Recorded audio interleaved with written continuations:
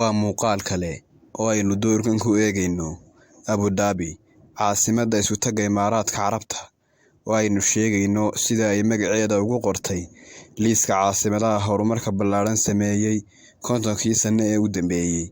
Tan iyo intii ay noqotay Abu Dhabi caasimadda dalka 1971, waxay noqotay magaalada labaad ee Bariga Dhexe iyo caalamkaba koboceeda loogu hadalhaynta badan yahay marka laga yimaado Dubai, waxaana jasiiraddan indhaha caalamka ku soo jiidatay koboca dhaqaalaheeda, nolosha qaaliga ah ee loogu nool yahay, dhismayaasha dhaadheer ama skyscraperska laga dhisay, iyo hantida xubnaha maamulka magaaladan oo iyana ah mid naadir ah.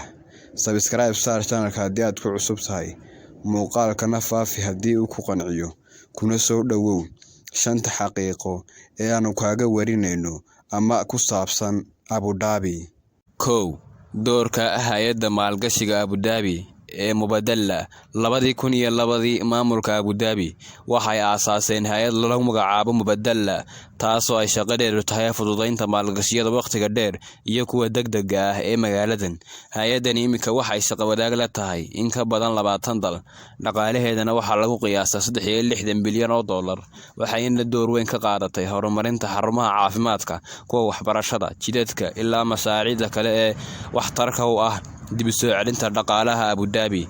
Waxaana hay'addan madax ka ah gudoomiyaha naadiga Ingiriiska ka dhisan ee Manchester City, Khaldoon Al-Mubarak. 2. Shidaalka Abu Dhabi waxa ay doonaysaa inay shidaalka ka sii macaashto 80 sano ee soo socda. Dhinaca tamarta cadceedda iyo dabaysha laga sameeyo ayaa dunidu sii hayaamaysa haatan. Abu Dhabi se waxa ay doonaysaa inay ilaa 2100 ka sii macaashto shidaalka. Taasi waa in ka badan inta ay qorsheynayso Dubai. 3.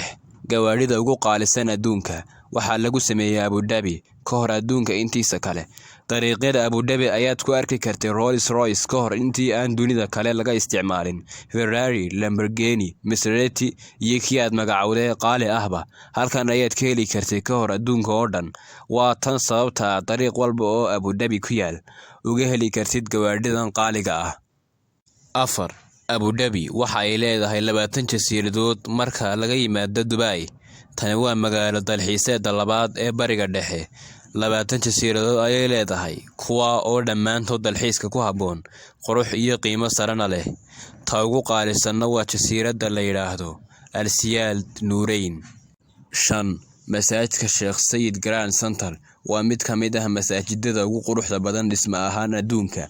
Sanadihii dhawaa waxa uu masaajidkan safka hore ka galay masaajidada ugu quruxda badan dunida Islaamka, waxaana yaal roog gacan ku samays ah oo fidsan 2627 mitir oo isku wareeg ah.